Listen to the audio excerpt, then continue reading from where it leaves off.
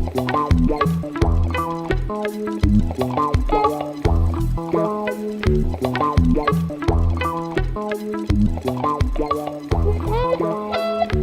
à tous. Ne croyez pas qu'il ne va pas y avoir que moi qui vais travailler. Je vais aussi essayer de vous poser des questions tout au long de cet exposé, donc vous allez aussi travailler, donc soyez attentifs. Donc merci d'être venus. Je suis vraiment ravie de parler en fait devant un jeune public. C'est pas une habitude, donc si vous avez des questions au cours de l'exposé, n'hésitez pas à m'interrompre, je vous en voudrais absolument pas, au contraire. Et puis comme je vais vous poser des questions, tant qu'à faire, si vous pouvez aussi y répondre, voilà, c'est top. Donc effectivement, vous allez voir 4 séries d'exposés, et donc moi je vais vous faire donc, ce premier exposé. Donc je suis chercheur CNRS au laboratoire à l'Institut de mathématiques de Marseille, et donc je vais vous parler d'échantillonnage. Avant ça, j'aimerais quand même vous présenter brièvement qui est Claude Shannon. Donc est-ce qu'il y en a parmi vous qui connaissent certains des résultats de Claude Shannon ou qui en ont entendu parler? Vous pouvez lever la main? Merci. D'accord. Donc en fait, Florence l'a dit tout à l'heure, on fête le 100e anniversaire de la naissance de Claude Shannon. Effectivement, il est né le 30 avril 1916, bon voilà. Et donc, il a fait des études pluridisciplinaires ou interdisciplinaires. En tout cas, il a étudié le génie électrique et les mathématiques. Et dans sa profession, il a aussi exercé, il a eu plusieurs postes. En l'occurrence, il a été chercheur, un mathématicien au MIT, donc qui est un brillant institut aux États-Unis. Et il a également été ingénieur au laboratoire Bell. Donc, il a eu une carrière académique et industrielle. D'accord, donc il a fait de la recherche fondamentale et il a aussi fait des applications. Et donc il a vraiment fait plein de choses. On ne prétend pas qu'en une après-midi on va vous dire tous les résultats qu'il a pu obtenir, mais en tout cas on va essayer quand même d'en montrer quelques-uns. Donc en particulier, c'est un des pères fondateurs ou le père fondateur de la théorie de l'information. C'est-à-dire qu'il a vraiment mis en place le schéma global qui inclut l'acquisition de données, l'émission, le codage, décodage, jusqu'à l'arrivée au destinataire et jusqu'à l'affichage. D'accord ? Donc, pour voir un petit peu ça schématiquement, donc voici quelques-unes de ces découvertes. Donc, vous voyez ici justement exactement ce que je viens de vous décrire, le fameux schéma qui va de l'acquisition à l'affichage, d'accord ? Donc ici, l'acquisition, j'ai représenté 2 choses, un micro comme celui que j'ai ici, et donc qui retransmet le son dans toute la salle, et également un smartphone, donc vous en avez tous maintenant, et donc vous pouvez prendre plein, ou quasiment tous, et vous pouvez prendre de belles photos ou de belles vidéos. Donc ici, quand je vais parler de signal, pour moi un signal, c'est une notion vraiment très générale, ça pourrait être un signal monodimensionnel ou multidimensionnel, donc ou autrement dit un signal 1D, c'est-à-dire à une dimension. Qu'est-ce que ça peut être? Ça peut être un signal audio, d'accord, comme celui que vous êtes en train d'écouter, en l'occurrence ma voix. Ça peut être un signal, ce qu'on appelle 2D, donc une image, d'accord, elle a 2 dimensions, elle a un nombre de lignes et un nombre de colonnes. Et un signal peut aussi être à 3 dimensions. Ça peut être par exemple une vidéo, celle qui est actuellement retransmise par exemple sur la chaîne YouTube du CIRM, d'accord. C'est à 3 dimensions. Pourquoi ? En fait, pour chaque séquence de la vidéo, on a une image 2D avec des lignes et des colonnes, et en plus, on a un aspect temporel. D'accord ? Et donc quand on acquiert ces signaux, il faut les numériser.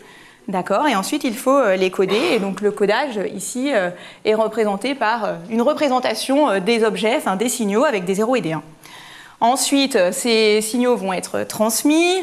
Ils vont être corrigés parce que pendant la transmission, potentiellement, il y a des choses qui se sont perdues ou il y a eu des attaques sur le réseau, si c'est quelque chose de vraiment important qui est transmis. Ensuite, il y a une phase de décodage et enfin l'affichage. Donc le son, on l'écoutera avec des enceintes, une image ou une vidéo, on pourra la regarder avec un écran. D'accord ? Jusque-là, tout va bien. Ça va. Vous râlez pas, donc c'est que ça va. Et donc, les 4 exposés, en fait, sont un peu dans l'ordre chronologique de schéma. En l'occurrence, dans un premier temps, je vous parlerai de numérisation. Et donc, c'est quoi le but de la numérisation? Donc, on a un signal réel, analogique, et on veut le transformer en un signal numérique, d'accord? Et donc, la solution pour faire ça, c'est l'échantillonnage, donc c'est ce dont je vais vous parler. Ensuite, la deuxième phase, donc, ce sont codage et correction. Donc, le codage, c'est tout simplement coder le signal numérique, d'accord, et essayer de faire en sorte qu'il tienne le moins de place possible sur le disque dur. On a tous des problèmes de place. Donc la solution, c'est la compression, vous en avez aussi entendu parler, j'imagine. Et pour corriger les erreurs lors de la transmission, en fait, on apporte une correction, et pour ça, on utilise des codes correcteurs d'erreurs. Et donc voilà les 4 exposés qui vont être donnés cet après-midi. Donc un exposé sur l'échantillonnage sur lequel je vais enchaîner tout de suite après ce transparent. Ensuite, Jalal vous parlera de compression de signaux, mono, multidimensionnel, tout ça. Christophe vous parlera de code correcteur d'erreurs. Et enfin, Gabriel vous parlera en fait de l'après-Shannon. Et donc, il vous parlera en fait d'échantillonnage compressé, ou en anglais compressed sensing. D'accord? Donc, on s'attaque au premier point, qui était le point jaune, en l'occurrence l'échantillonnage. Est-ce que vous avez entendu parler d'échantillonnage déjà? Si oui, levez la main. Un petit peu, d'accord. Donc, l'échantillonnage, alors déjà le premier transparent, ça s'appelle qu'est-ce que c'est? Parce que quand on ne sait pas ce que c'est, après on ne sait pas ce qu'on veut faire avec, mais voilà, donc qu'est-ce que c'est? Bon, c'est très simple, on suppose que l'on dispose d'un signal réel, d'accord? Donc voilà, un signal analogique, et je ne veux en garder que quelques échantillons, c'est-à-dire qu'à certains temps, je vais décider en fait de garder mon signal. En l'occurrence, qu'est-ce que je fais? Je me donne en fait un pas d'échantillonnage que j'ai ici appelé TE. On s'est aussi appelé période d'échantillonnage, voilà, pour le vocabulaire, mais donc un pas d'échantillonnage. Et qu'est-ce que je vais faire? Plutôt que de garder tout mon signal, je vais garder en fait le signal à l'instant 0, à l'instant TE, à l'instant 2TE, etc., jusqu'à l'instant NTE, ce qui en l'occurrence ici me fait N plus 1 échantillon. D'accord? Donc si je regarde en fait sur ma petite courbe en bas, j'ai tracé un signal pseudo-réel, on va dire, bleu, d'accord? Je vais l'échantillonner. Donc l'échantillonner, ça veut dire je ne vais garder que certains échantillons. D'accord? Donc je me fixe une période un pas d'échantillonnage et je ne garde que certains échantillons. En l'occurrence, ici, je garde les échantillons rouges qui sont représentés par les petits losanges rouges. Question, quel est le pas d'échantillonnage TE que j'ai pris ici? 1. Effectivement, le pas d'échantillonnage est 1. Bravo, vous avez répondu à la première question. Mais ce n'était pas la plus difficile, il y en a d'autres qui arrivent. Mais c'est super, le pas il est 1, effectivement, vous voyez tous les 1, donc j'ai gardé l'échantillon en 0, l'échantillon en 1, etc. D'accord? Donc le but d'échantillonner, donc je vous l'ai dit, c'est de passer d'un signal réel à un signal numérique. Donc après, le signal réel, on n'en parle plus, d'accord?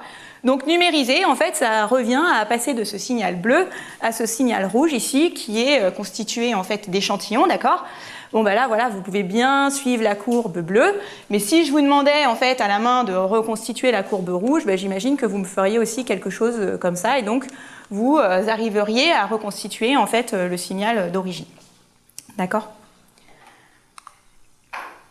Avant d'aller plus loin, parce que vous doutez bien qu'on ne va pas choisir TE n'importe comment, et puis on ne va pas pouvoir échantillonner n'importe comment, mais avant d'en venir là, je voudrais en fait vous parler de la notion de fréquence. Et pour vous parler de la notion de fréquence, je vais utiliser une règle. Une règle, bon, du coup je ne sais pas si ça va marcher, hein, comme toutes les démonstrations qu'on fait en live, ça ne marche jamais. Donc voilà, donc j'ai une règle en fait ici. Et j'imagine qu'en cours, vous êtes tous plus ou moins amusés à faire ça. Donc on peut la mettre en fait sur le côté du bureau, d'accord? Et on peut la faire vibrer. Je ne sais pas si on entend bien. Et on peut bien sûr changer la longueur de la règle, d'accord? Et on peut aussi faire des trucs un petit peu sympas. D'accord? Ça va? Je peux refaire les expériences si au cas où vous en avez besoin pour répondre aux questions. Questions? Ils se disent mince, des questions.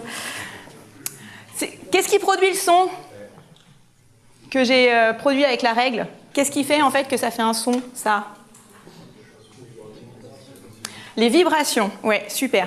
Donc effectivement, ce qui produit le son sont des vibrations, d'accord? Donc j'ai donné en fait une petite impulsion à ma règle, elle s'est mise à vibrer, et la vibration a produit un son, exactement.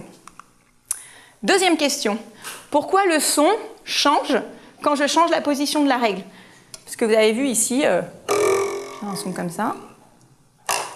Voilà, ça vibre moins.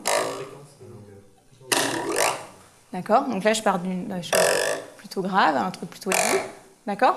Qu'est-ce qui fait en fait que ça change? Donc j'ai entendu fréquence, oui. Bon, j'ai marqué une notion de fréquence, alors vous avez peut-être triché, hein, on n'est pas sûr. En fait, donc... Ouais, c'est la vitesse à laquelle ça tape, exactement. Donc il y a plusieurs choses, il y a la vitesse à laquelle ça tape. Et puis là, comme vous le voyez, en fait, ma règle, j'ai aussi changé la longueur à laquelle je permettais de vibrer, d'accord? Donc là, je permets une grande longueur, et puis là, je permets une petite longueur. Et ça fait effectivement changer la vitesse à laquelle ça vibre, et donc ça fait changer en fait le son. Donc, et là, en vous disant ça, eh ben, en fait, on a parlé finalement d'une représentation fréquentielle du signal.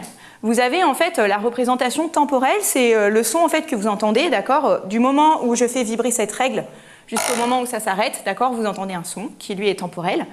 Et je vous ai dit pourquoi le signal change. Donc il change comment? Donc vous m'avez parlé de la vitesse à laquelle ça vibrait, etc. Donc vous entendez en fait des choses plus ou moins graves ou aiguës, d'accord? Et ce grave et ce aigu, eh bien, c'est la notion de fréquence dans un signal, d'accord? Donc effectivement, un signal, vous pouvez le caractériser par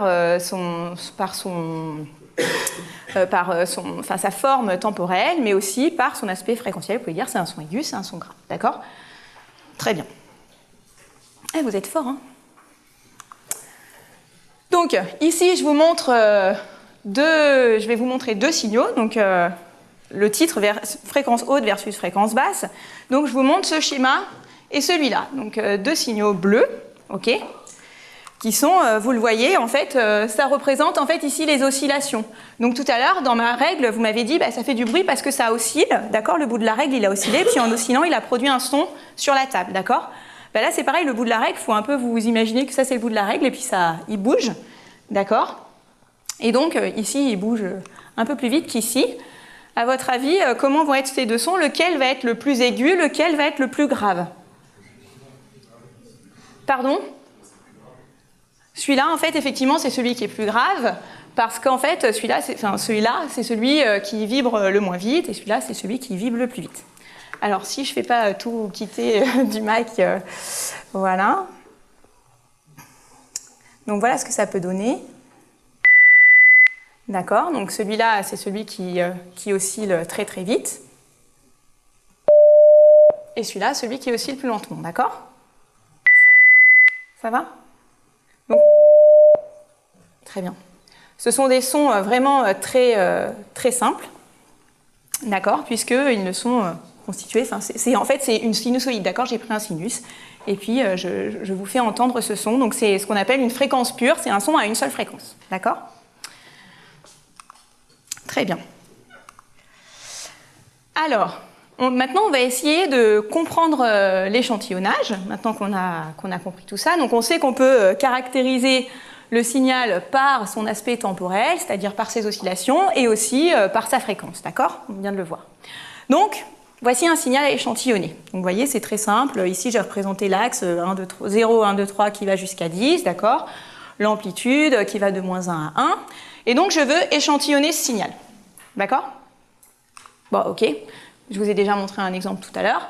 Ici, je prends la même chose que tout à l'heure. Hein, je ne me suis pas trop embêtée. Je prends un pas d'échantillonnage TE égale 1. D'accord? Donc, encore une fois, je garde les échantillons qui sont représentés ici par des losanges rouges. D'accord? Ensuite, signal réel, je l'enlève. D'accord? Maintenant, si je vous demande de reconstituer un signal à partir des échantillons rouges, qu'est-ce que vous allez me faire? Normalement, voilà, donc je vois plein de doigts qui dessinent des super courbes, vous allez me faire quelque chose comme ça. D'accord? Gagner, c'est ce que vous allez me faire. Bon, bah, très bien, je vous ai demandé d'échantillonner, vous avez échantillonné, vous avez choisi un pas d'échantillonnage égal à 1, super, vous reconstituez la courbe rouge, super. Sauf que moi, ce que je vous avais donné, c'était la courbe bleue. Bon, bah, c'est raté en fait, parce que l'objectif, je vous ai dit tout à l'heure, mais moi je veux échantillonner, mais je ne veux pas perdre d'informations. Alors si en entrée, je vous donne le signal bleu et qu'en sortie, vous me donnez le signal rouge, je ne vais pas être très contente. Je vais vous dire non, bah, ça ne va pas ce que vous avez fait. Question, qu'est-ce qui s'est passé? Qu'est-ce que j'ai mal fait?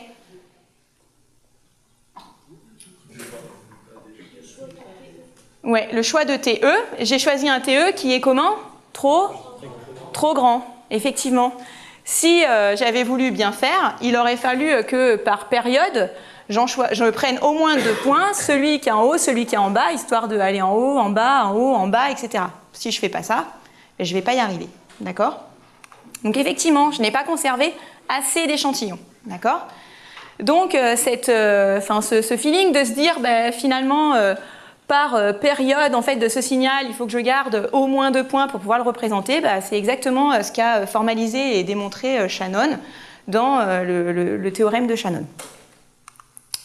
Et qu'est-ce qu'il nous dit ce théorème de Shannon? Eh bien, il nous dit que supposons que le signal réel que l'on cherche à échantillonner, il ait une fréquence maximum que j'appelle ici Fmax, pour fréquence maximum. Ça va, sur les notations, ça devrait aller, d'accord? Donc, qu'est-ce qu'il me dit, le théorème de Shannon? Eh bien, effectivement, il me donne une condition sur le pas d'échantillonnage que je dois choisir, et il me dit que ce pas d'échantillonnage doit être plus petit qu'une certaine valeur, qui dépend, en fait, qui est inversement proportionnelle à la fréquence maximum. D'accord? Donc, plus la fréquence maximum de mon signal est grande, plus le pas d'échantillonnage sera petit. D'accord? Ce qui veut dire tout à l'heure dans mes courbes que plus ma courbe est oscillante, plus le nombre de points dont j'ai besoin pour échantillonner en fait, va être grand. D'accord? Bon, jusque-là, tout est logique. Ok, alors quand même, je vais vous expliquer un petit peu pourquoi ça marche et pourquoi des fois ça ne marche pas. D'accord? Alors, c'est juste quelques clés, hein, on ne va pas faire toute la théorie, je vous montre un petit schéma que j'ai fait à la main et pour que vous compreniez pourquoi ça ne marche pas. Donc, c'est assez simple. Quand on échantillonne un signal en temps, eh bien, on va aller périodiser sa représentation en fréquence. Alors, qu'est-ce que ça veut dire périodiser? Ça veut tout simplement dire que ici, j'ai la fréquence 0, ici, j'ai la fréquence Fmax, d'accord, qui est la fréquence maximum de mon signal. Donc, toutes les fréquences, elles sont censées appartenir à 0 Fmax, d'accord? Et périodiser, ça veut dire que vous voyez que ce petit schéma-là, il se répète tous les 1 sur TE, d'accord? Donc, 1 sur TE, 2 sur TE, etc. À chaque fois, ce schéma va se répéter. Si la condition de Shannon est satisfaite, c'est-à-dire que si je choisis TE ici, si je le choisis bien, vous voyez en fait que ici j'ai pris le cas limite, et bien en Fmax, je n'ai pas de repliement de spectre en fait, ce qu'on appelle, d'accord? Et si TE est choisi trop petit, tout à l'heure vous m'avez dit qu'il faut que je le prenne assez grand, donc si je le choisis trop petit, donc en fait ce 1 sur TE il va être trop près en fait de la fréquence max, et qu'est-ce que je vais avoir ici? Vous voyez en fait que les spectres vont se recouper, et c'est ce qui va faire en fait que je vais perdre de l'information dans mon signal. D'accord? Donc c'est très schématique. Donc si le pas d'échantillonnage est trop faible, il y a des fréquences que je ne vais pas pouvoir représenter, et ces fréquences que je ne peux pas représenter, je ne peux pas les représenter parce que justement, elles se sont recoupées avec d'autres fréquences. Et donc, voilà, je les ai échantillonnées, c'est trop tard, je les ai perdues, je ne peux pas les retrouver. D'accord? Donc c'est un théorème en fait qui est assez fort, puisqu'en fait, il permet de donner voilà, le pas d'échantillonnage pour échantillonner un signal. Donc c'était vraiment un résultat super important. Alors, qu'est-ce que ça peut donner dans la vraie vie? Alors, pour l'instant, on commence avec des signaux synthétiques. Donc, je reprends la sinusoïde que je vous ai montrée tout à l'heure. Donc, ici, la fréquence max de cette sinusoïde, c'est 2000 Hz, d'accord? Et je l'ai échantillonnée avec un pas qui vaut 1 sur 44 100 Hz, d'accord? Alors, je vais essayer de vous le faire écouter.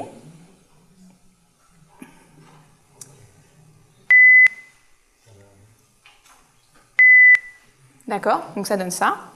C'est une note pure, hein, d'accord, donc c'est juste un petit bip, ok. Qu'est-ce qui se passe si je garde un point sur deux? Si je prends un point sur deux, c'est les losanges rouges que j'ai représentés ici. Bon, à votre avis, ça va se passer bien ou ça va se passer pas bien? Ouais, ça devrait bien se passer. Alors, on va écouter.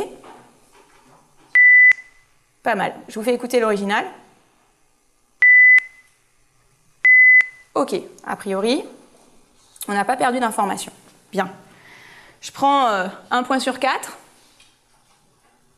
À votre avis, bien ou pas bien? Assez bien. Oui, c'est tout à fait ça. C'est assez bien, effectivement.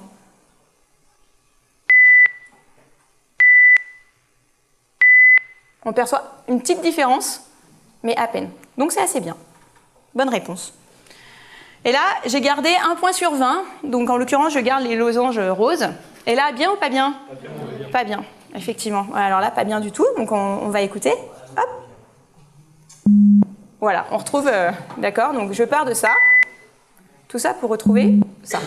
D'accord? Donc là, pas bien. Mais pas bien parce que justement, je n'ai pas respecté le théorème de Shannon qui me dit que je devais prendre un TE qui était beaucoup plus petit en fait que ce que j'ai choisi ici. D'accord? Bon. Donc là, c'est des exemples assez simples. Ça, en fait, j'ai aussi fait quelques tests, enfin là en l'occurrence, un test sur des signaux réels. Donc ici, c'est un signal de parole. D'accord? Donc pareil, je vais vous faire écouter le signal original. Le front froid qui traverse le pays d'est en ouest. D'accord, c'est un bulletin météo en fait. Très intéressant. Le front froid qui traverse le pays d'est en ouest. Voilà. Et donc ici, ce que je me suis amusée à faire, c'est je me suis amusée à garder 1 point sur 4 et 1 point sur 20. D'accord? Et je vais vous faire écouter ce que ça donne. Donc 1 point sur 4. Le front froid qui traverse le pays d'est en ouest. Donc là, on sent déjà le front froid qui une petite traverse le pays atténuation, comme si ça faisait un ouest. espèce de bruit sourd, d'accord? Donc, et si je garde 1 point sur 20, Le front froid qui traverse le pays d'est en ouest. là, il y a un gros qui est venu en fait se créer parce que j'ai perdu en fait beaucoup de fréquences et je ne peux pas les restituer, d'accord? Ok. Donc la conclusion en fait de l'exposé, c'est voilà, pour passer de l'analogique au numérique, qu'est-ce qu'il faut faire? Il faut échantillonner, mais il ne faut pas échantillonner n'importe comment, d'accord? Il faut bien suivre scrupuleusement le théorème de Shannon qui nous dit qu'il faut choisir un nombre suffisant d'échantillons si je veux être capable de restituer le signal d'origine, d'accord? Est-ce que vous avez des questions? Non, parce que s'il n'y en a pas tout de suite, moi j'en ai encore pour vous. Une dernière pour la route. Alors, à quelle fréquence sont échantillonnés les CD audio? Est-ce qu'il y a quelqu'un qui sait? Ouais, 44 000. Bravo. Effectivement, donc tout à l'heure, je vous ai mis, pas innocemment, hein, ici je vous ai dit, voilà, j'ai choisi la période d'échantillonnage 1 sur 44 100 Hz, parce qu'en fait, c'est exactement cette période d'échantillonnage qui est utilisée en fait, pour encoder de l'audio. Donc on va voir après pourquoi. J'aimerais vous faire écouter des petits sons. Donc vous levez la main si vous les entendez. Bien. Bien.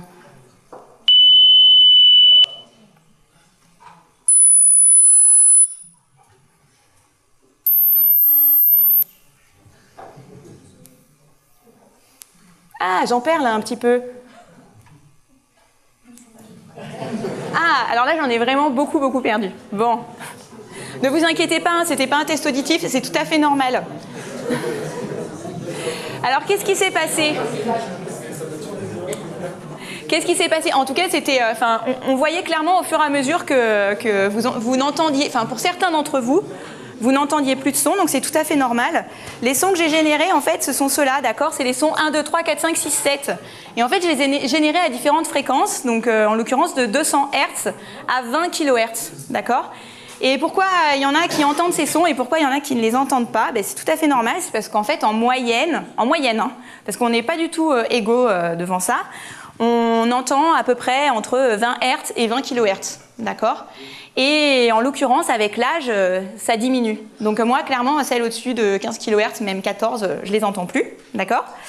Et donc, c'est pour ça que, comme en fait, on estime qu'on peut à peu près écouter jusqu'à 20 kHz, eh bien, les CD sont échantillonnés à 44 100, parce qu'il fallait au moins 2 fois plus. Donc 20 000 fois 2, 40 000, au moins 2 fois plus, on prend une petite marge, 44 100. Et voilà, et a priori, on est censé avoir pas perdu d'informations, d'accord? Ou en tout cas, quand on écoute les CD, on n'est pas censé dire « Ah, ça fait mal aux oreilles » parce que c'est mal enregistré, d'accord? Alors, comment on fait pour être sûr qu'il ne va pas y avoir de fréquences parasites? Eh bien, on ne prend pas de risque, en fait. Ce qu'on fait, c'est que quand on a un signal, en fait, on lui enlève toutes les potentielles fréquences qui sont plus grandes que 22 000 Hz, d'accord, et on les met à 0, par exemple. Et ça s'appelle en fait faire un filtrage ou un filtre anti-repliement. Et comme ça, comme on les a enlevées, celles au-dessus de 22 000, on est sûr qu'elles y sont plus. Et donc, quand on échantillonne à 44 100, et bien à ce moment-là, on est sûr qu'on n'a pas le phénomène de repliement que je vous ai montré tout à l'heure. D'accord ? Donc, les messages que je voulais vous faire passer sont les suivants. Donc, échantillonner, c'est bien, mais il faut le faire correctement et, si possible, sans perdre d'informations. Donc, vous savez maintenant exactement comment faire. Ce que je vous ai raconté, je vous l'ai montré sur des signaux 1D, en l'occurrence des signaux audio, mais vous pouvez le faire en n'importe quelle dimension. Et là, je me suis encore un petit peu amusée à vous faire des petits dessins. En l'occurrence, j'ai tracé des cercles concentriques, d'accord, qui sont de plus en plus oscillants de la gauche vers la droite. Donc, en fait, celui-là, il est... Enfin, j'ai pas trop de cercles, et plus je vais par ici, et plus j'ai des cercles. Et là, vous voyez en fait apparaître des phénomènes de moiré, en l'occurrence. Vous avez l'impression ici que j'ai redessiné des cercles, d'accord ? Ou ici que j'ai aussi redessiné des cercles. Eh bien non, hein, je n'ai pas trafiqué mon image, c'est vraiment que des cercles. Si je fais un zoom dans cette partie, ben voilà ce que j'ai. D'accord ? Ce sont vraiment des cercles qui sont tous les uns dans les autres. Et pourquoi on voit ça ?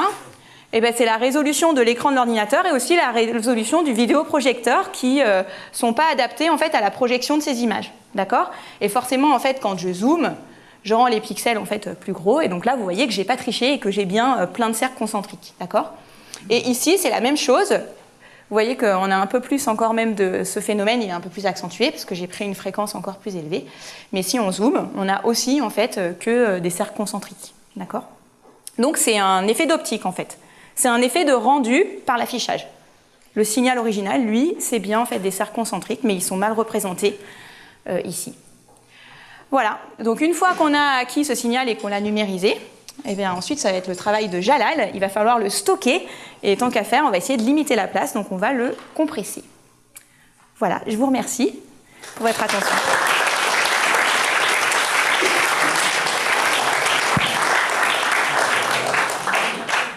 Est-ce que vous avez des questions ? Oui, vous avez le droit, parce que moi, je vous en ai posé plein. Soyez pas timide. Ça serait de bonne guerre. Soyez pas timide. À quel laboratoire travaillez-vous ? Je travaille à l'I2M, l'Institut de mathématiques de Marseille, dans une équipe qui s'appelle Signal Image, et donc on fait du traitement d'image et du traitement du signal. Et on traite aussi bien des images que des sons audio pour plein d'applications différentes. D'autres questions ? Vous êtes définitivement tous timides ? Non, mais vous les gardez tous pour Jalal, c'est ça ?